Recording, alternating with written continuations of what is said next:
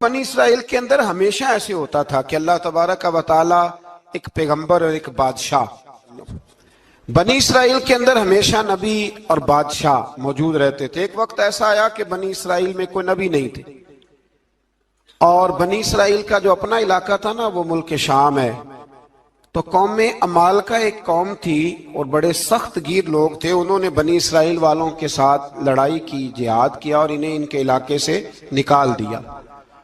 اور کچھ حضرت یوسف علیہ السلام کے زمانے میں ویسے بھی ایک بہت بڑی تعداد جا کے مصر میں آباد ہو گئی تھی۔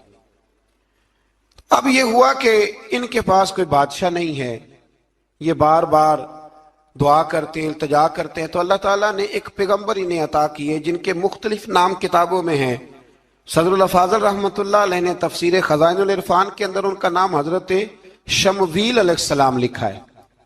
حضرت شمویل علیہ السلام کو اللہ تعالیٰ نے نبوت عطا فرمائی، اور جب حضرت شمویل علیہ السلام اللہ کے نبی ہوئے، بنی اسرائیل والوں کو یقین آیا کہ اللہ نے الحمدللہ ہمیں ایک نبی کے جھنڈے تلے جمع کر دیا ہے، تو پھر انہوں نے کہا کہ آپ ہمارے سامنے ایک بادشاہ بھی مقرر کریں تاکہ ہم اس کی سرپرستی میں جہاد کریں۔ جب انہوں نے یہ بات کی تو اللہ تبارک و تعالیٰ نے حضرت شمویل علیہ السلام کے ذمے لگایا۔ تو ایک اس زمانے میں اللہ کے نیک بندے تھے، جناب طالوت علیہ السلام ان کا نام تھا۔ تو حضرت شمویل علیہ السلام نے انہیں کہا کہ اللہ کریم نے نا تمہارا بادشاہ طالوت کو بنایا ہے، ان کا نام بھی قرآن مجید نے ذکر فرمایا ہے۔ تو بنی اسرائیل کے لوگ کہنے لگے یہ تو غریب آدمی ہے، وہ بکریاں چرایا کرتے تھے، لیکن علم میں بڑے پختہ تھے، وجود میں بڑے طاقتور تھے۔ تو کہا کہ یہ تو غریب آدمی ہے، تو ہم تو زیادہ حق رکھتے تھے کہ ہمیں بادشاہ بنایا جائے۔ تو حضرت طالوت علیہ السلام کہ بادشاہ بننے کے بعد حضرت شمویل علیہ السلام نے جو بات کی، اللہ کریم نے اسے قرآن مجید میں بیان فرمایا۔ رب فرماتا ہے بسطۃ فی العلم والجسم، اسے اس لیے تمہارا بادشاہ بنایا گیا ہے کہ اسے ہم نے کشادگی دی ہے، علم میں بھی اور جسم میں بھی۔ بڑے ماشاءاللہ موٹے تازے تھے، وجود بڑا طاقتور تھا۔ کچھ موٹے تازے ہوتے ہیں پر طاقتور نہیں ہوتے، موٹے تازے بھی تھے اور طاقتور بھی تھے۔ فرمایا کہ وجود میں بھی طاقت ہے اور علم میں بھی اللہ نے انہیں وسعت عطا فرمائی۔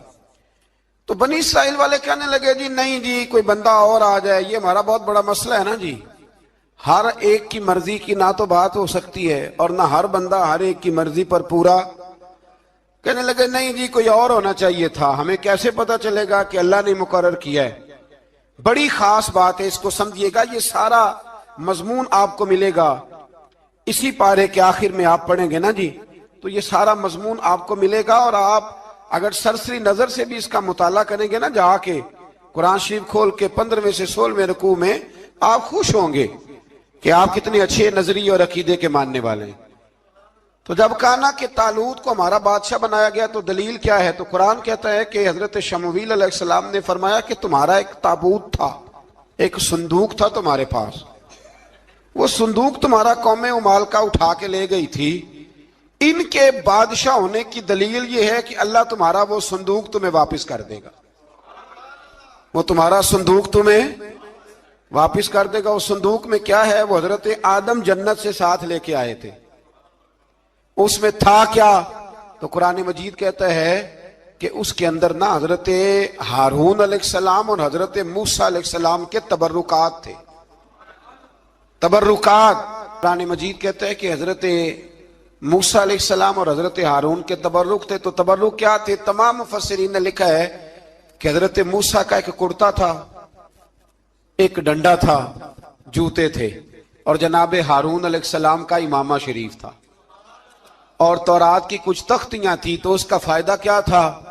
اس تابوت کا فائدہ یہ تھا کہ بنی اسرائیل والے جب اپنے دشمنوں سے لڑتے تھے، تابوت سامنے رکھ کے دعا مانگتے تھے، اللہ انہیں کامیابی عطا کر دیتا تھا۔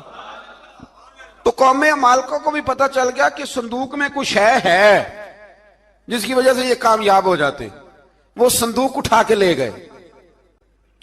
اب ان کی کم بختی یہ، کم نصیبی یہ کہ انہوں نے جا کے اسے روڑی پہ پھینک دیا۔ جب روڑی پہ پھینکا تو ان کے اندر بیماریاں آ گئیں، वबाएं फूट पड़ी, मरने लगे, वजूद फूलने लगा। फिर उनके दिलों में बात आई कि ये हमने इस संदूक की बेअदबी की है। संदूक में क्या है? तबर्रुकात। हमें कहते हैं जी नालैन का नक्शा क्यों लगाया है? तो हमारे तो बुजुर्गों का कीदा है, सर पे रखने को मिल जाए अगर नक्शे नाले पाके हुजूर, तो फिर कहेंगे कि हाँ ताजदार हम भी हैं। तो कहा कि उसके अंदर ये तबर्रुकात थे। उन्हें भी समझ में आई तो उन्होंने ना बैलगाड़ी मंगाई और वो संदूक उठा के उसके ऊपर रख दिया। अब क्या हुआ? कुरान कहते हैं कि फरिश्तों ने ना उस संदूक को वहां से उठाया। मुफस्सिरीन ने लिखा इसका माना यह भी हो सकता है कि उस बैलगाड़ी को डायरेक्शन पे लगाया। उधर से हजरत शमूएल अलैहिस्सलाम ने जनाब तालूत को बादशाह बना दिया और इधर से वो संदूक चल पड़ा।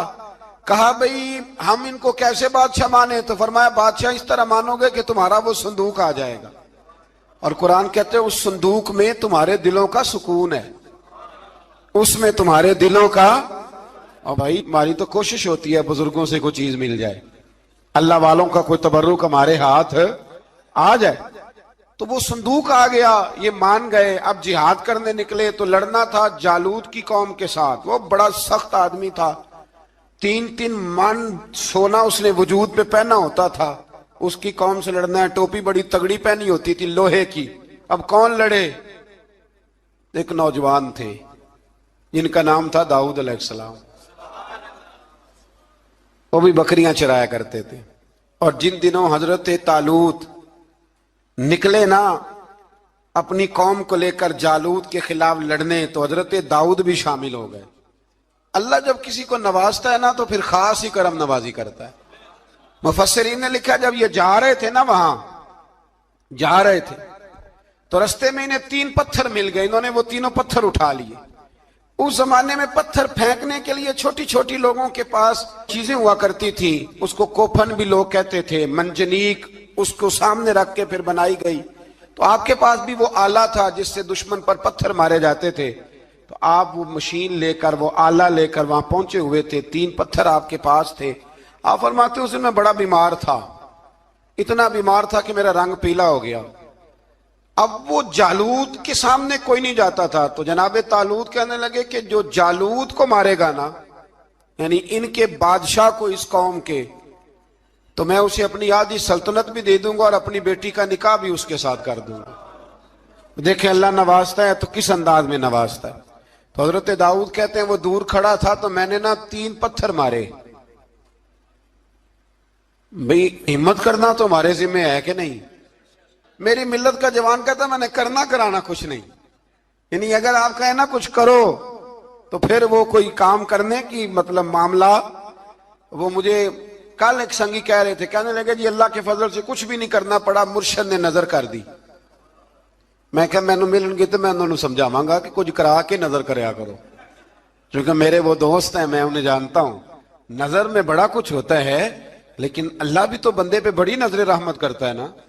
लेकिन कहता है 5 नमाजें पढ़, रमजान के रोजे रख, ज़कात फर्ज हो तो अदा कर, ये सारे काम कर, सच बोल, दयानतदारी कर, फिर मैं अपने फजल से तुझे जन्नत अता करूंगा।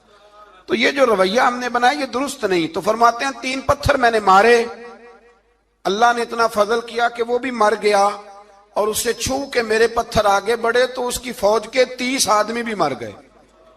3 पत्थरों से 31 बंदे अल्लाह ने मार दिए। फरमाते इसलिए कि हाथ मेरे थे और ताकतें मेरे रब करीम की थी। तो हजरत दाऊद अलैहिस्सलाम के हिस्से में जनाब तालूत की साहिबजादी भी आई, आधी सल्तनत भी आई। काफी साल हजरत तालूत हयात रहे, फिर उनका विसाल हो गया। तो सारी सल्तनत हजरत दाऊद को मिली और फिर अल्लाह तबारक व तआला ने उन्हें नबूवत भी अता फरमाई। ये दुनिया में वाहद पैगंबर हैं जो बैक वक्त नबी भी थे और बादशाह भी थे। और फिर अल्लाह ने फजल फरमाया, इन्होंने बड़ी बड़ी फुतूहात की। और फिर हजरत दाऊद के साहिबजादे का नाम हजरत सुलेमान अलैहिस्सलाम, फिर उनके साहिबजादे का नाम हजरत। तो ये हुआ कैसे? ये सारा कुछ अल्लाह तबारक व तआला के फजल से हुआ, उसके करम से हुआ। अब इस वाकया से हमें क्या पता चलता है? हमें यह पता चलता है कि रब जब फजल फरमाए ना किसी पे भी, تو ہمیں اس بندے کو دیکھ کے راضی ہونا چاہیے، کوئی شکوہ نہیں کرنا چاہیے۔ اور دوسری بات یہ سمجھ لینا چاہیے کہ حکومتیں، مال، دولت یہ صرف سیاستوں سے نہیں ملتی، یہ خدا کے فضل سے ملتی۔ اور یہ بھی سمجھ لینا چاہیے کہ جو بزرگوں کے تبرکات ہوتے ہیں ان کی کیا ہی بات ہوتی ہے۔ چند باتیں ایسی تھیں کہ میرا دل کرتا تھا ان کو دہرایا جائے اور خاص کر کے ان باتوں پر توجہ کی جائے۔ یہاں نا اللہ تبارک و تعالیٰ نے ان باتوں میں سے ایک بات کا ذکر فرمایا ہے۔ یہاں 207 نمبر جو آیت ہے نا اسی پارے کی، اس میں اللہ کریم نے فرمایا کچھ لوگ ایسے ہیں جو اپنی جانیں ہی اللہ کے حوالے کر دیتے ہیں، زندگی کا مقصد دین ہوتا ہے، لٹا دیتے ہیں۔ یہ نازل کب ہوئی؟ یہ آیت مبارکہ حضرت صہیب رومی کے بارے میں نازل ہوئی۔ حضرت صہیب رومی رضی اللہ تعالیٰ عنہ بڑے مالدار تھے۔ مکے سے جب چلے نا تو سارا مال مکے میں چھوڑ دیا، اس لیے کہ اللہ کے رسول مدینے چلے گئے۔ فرماتے ہیں پھر میں نے مال و دولت کی پرواہ نہیں کی، پھر میں نے یہ سوچا کہ میں نے اپنے حبیب کے پاس طیبہ کے لیے جب نکلا تو کفار نے، قریش مکہ نے روکا، ہم نہیں جانے دیں گے۔ تو حضرت صہیب رومی فرمانے لگے بھی سنو، میں کمزور نہیں، میں طاقتور آدمی ہوں، اور تم میں سے کوئی ایسا مائی کا لال نہیں جو تیر چلانے میں مجھ سے زیادہ سیانا ہو، تلوار چلانے میں مجھ سے زیادہ عقل مند ہو، جانا مدینے میں نے ہے۔ اب یہ ہے کہ تم بتاؤ میرے ساتھ تیروں تلواروں سے لڑو گے یا میں تمہیں ایک سودا بتاؤں گا، سودا کرو گے؟ قریش کہنے لگے سودا کیا ہے؟ کہنے لگے میرا بڑا مال ہے، میں مکے میں دفن کر کے آیا ہوں، تم مجھے مدینے جانے دو، میں تمہیں سارے مال کا پتہ بتا دیتا ہوں۔ ہزاروں لاکھوں میں تھا مال تجارت، دیکھیں جب صحابہ مدینے جاتے تھے تو کتنی قیمت دے کے جایا کرتے تھے۔ تم مجھے جانے دو، میں تمہیں وہاں کا پتہ بتاتا ہوں۔ انہوں نے کہا جی بات ٹھیک ہے، آپ پتہ بتا دیں۔ حضرت صہیب نے ساری زندگی کی جمع پونجی ہزاروں لاکھوں میں ساری دے دی اور مدینے کے لیے تیار ہو گئے۔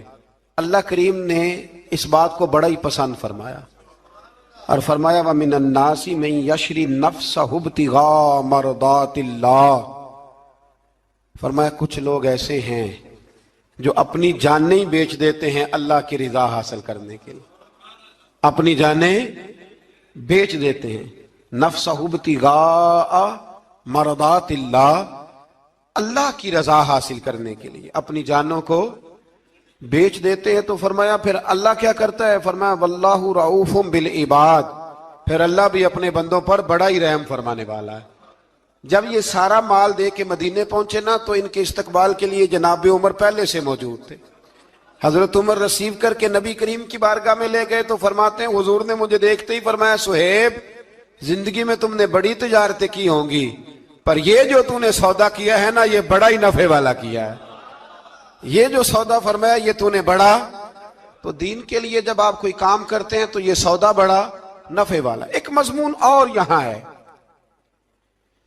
216 نمبر آیت میں، وہ بھی بڑا ہی سمجھنے والا ہے۔ اللہ کریم نے جب جہاد فرض کیا نا تو فرمایا کتب علیکم القتال، ہم نے تم پر قتل کرنا، قتال کرنا فرض کیا ہے۔ فرمایا ہو سکتا ہے تمہیں یہ کراہت محسوس ہو، مشکل لگے، برا لگے۔ ایک بات جو آج کی نصیحت ہے اور مضامین قرآن جو ہم سیکھ رہے ہیں اس کے اندر سے ہمیں یہ خاص چیز ہے جس کو سمجھنا چاہیے۔ اللہ کریم نے فرمایا کہ تم پر جہاد فرض کیا گیا ہے، وَهُوَ كُرْهٌ لَكُمْ، ہو سکتا ہے تمہیں ناپسند ہو، تو ایک نا ساری زندگی کے لیے ایک نصیحت کر دی۔ فرمایا وَعَسَىٰ أَن تَكْرَهُوا شَيْئًا، ہو سکتا ہے تم کسی چیز کو ناپسند کرو، وَهُوَ خَيْرٌ لَكُمْ، اور وہ تمہارے لیے اچھی ہو۔ اللہ اکبر، یہ وہ بات ہے اگر سمجھ میں آ گئی تو کلیجہ ٹھنڈا ہو گیا، زندگی سکون میں آ گئی۔ فرمایا ہو سکتا ہے تم کسی چیز کو ناپسند کرو اور وہ تمہارے لیے بہتر ہو۔ وَعَسَىٰ أَن تُحِبُّوا شَيْئًا، ہو سکتا ہے تم کسی چیز سے محبت کرو، وَهُوَ شَرٌّ لَكُمْ، اور وہ تمہارے لیے بری ہو، اچھی۔ بس میرے رب نے ایک بات مسلمان کو بتا دی تو جینے کے لیے بڑی کافی ہے۔ فرمایا تم میرے اور میرے رسول کے حکم پر چلو۔ کیوں؟ اس لیے کہ واللہ یعلم وانتم لا تعلمون، اللہ جانتا ہے تم نہیں جانتے۔ اللہ کے طریقوں کے مطابق، رسول اللہ کے بتائے ہوئے طریقوں کے مطابق چلو اللہ جانتا ہے، ہم جانتے نہیں۔ تو قرآن مجید کی اس نصیحت پر ضرور غور کریں۔